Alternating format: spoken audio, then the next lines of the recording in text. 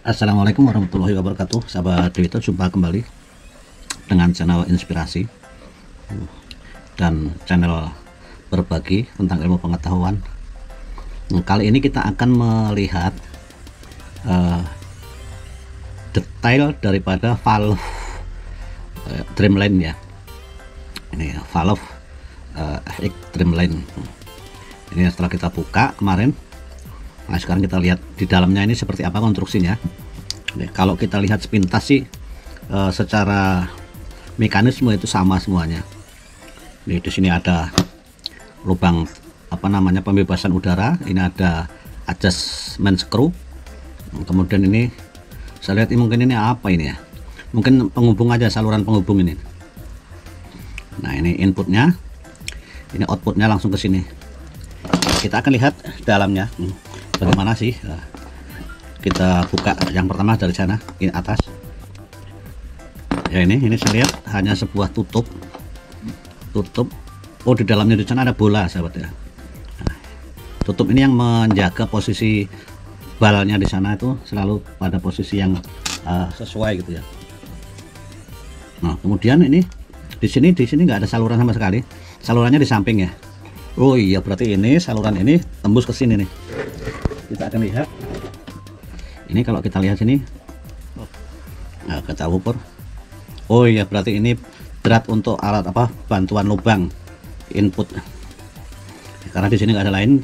Di sini o-ring, di sini o-ring, nah, di sini pembebasan udara, di sini adjustment screw. Ini kita lihat bentuk adjustment screw-nya seperti apa. Kita lihat dulu sini. Ini yang selalu di setel ya dari dalam luar pipa.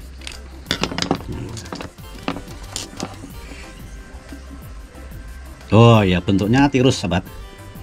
Kalau bentuk tirus ini berarti dia mendorong bola maju atau mundur ya, sesuai dengan ininya. Nanti saya gambarkan. Ini ada bolanya satu.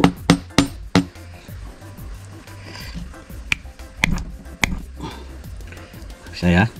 Oke, nanti kita belakangan. Ini kita lihat di sini apa.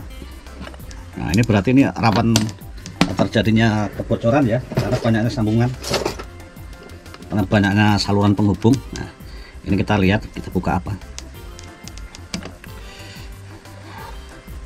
ya. Ini ada o-ring ya, terlihat ini hanya penghubung aja ya, hanya penghubung. Nah, ini masuk ke sana, masuk ke input valve ya. Oke, kemudian ini kita buka belakang. Oke, ini tutup. Nah, kemudian ini terlihat di situ ada ring disc. Kita lihat. Oh, ini dia. Oh, ini pistonnya, sahabat nih. Seperti terbuat dari PTFE, sahabat ini, Bu. Jadi bukan metal ini. Ini seperti PTFE. Di sini ada o-ringnya. Ada o-ringnya ya. Ini kecil sekali nih. Untuk diameternya 7 mili. Diameter dalamnya itu 4 mili. Berarti ini untuk spring disc-nya 7 kali 4 nih. Nah, kita lihat susunannya. Oh, ini ini dia. Oke, 1 2 3 4 5 6 7 8 9 10 piece. Jadi kecil ya, ini untuk ukuran 7 kali 4, intinya 4, ininya 7, tapi di sini 10, sahabat. Jadi 10 kali 4 nih. Ini beda, jadi langsung si pistonnya ini dikontrol oleh tutup ini nih. Nah, ini o-ringnya saya lihat udah kendor ini ya. Ya, jadi dia langkahnya sangat-sangat pendek. Oke, jadi springnya di depan.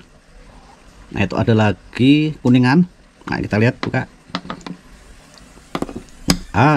Oh, ini sahabat nih. Oh ya. Ini bolanya. Kemudian ini pistonnya. Oh, ini sebagai penghubung valve seatnya di sini. Ini dengan lubang yang sangat kecil. Ini juga sangat kecil ini. Ini seperti tertutup. Jadi kalau tertutup ini regul bisa nggak berfungsi valve-nya dengan o-ring yang ada di sini. Ini sangat kecil. Kita akan lihat salurannya. Ya, ini aja nggak masuk. Ini sangat kecil ini.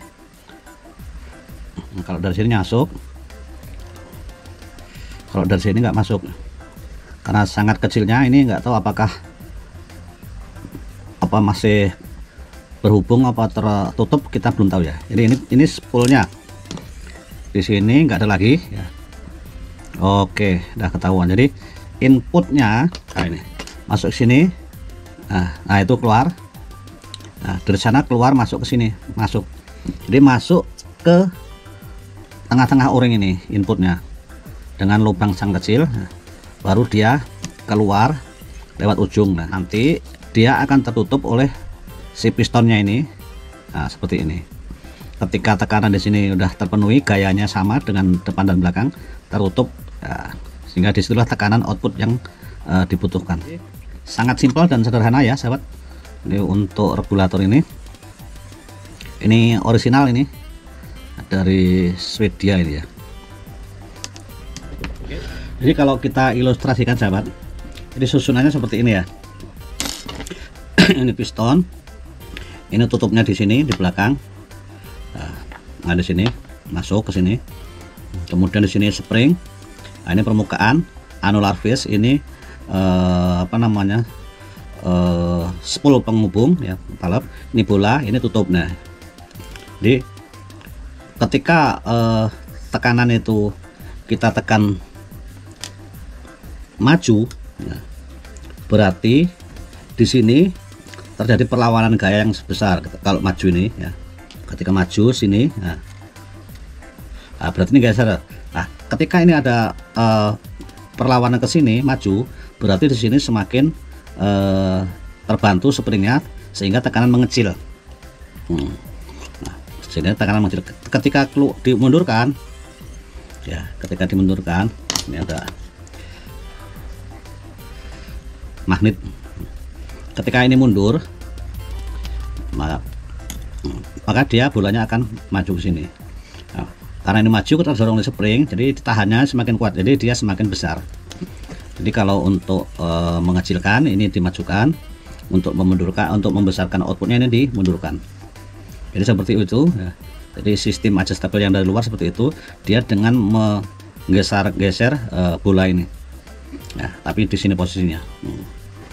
Di simple ya. Oke, dan di sini lubang outputnya di sini itu langsung keluar ke sini dengan lubang yang sangat kecil. Kita lihat di sini. Ini kecil. Nah, di tengahnya di sini untuk pertemuan ini, di sampingnya untuk tembus ke sini ke belakang. Nah, langsung keluar. Ini simple, berarti di depan sini ini harus ada o-ringnya. Oh ya, itu ada o-ring di dalamnya sana. Nah, ini. Nah, itu o-ringnya kelihatannya udah rusak juga itu. Oke sahabat, mudah-mudahan bermanfaat. Terima kasih. Wassalamualaikum warahmatullahi wabarakatuh.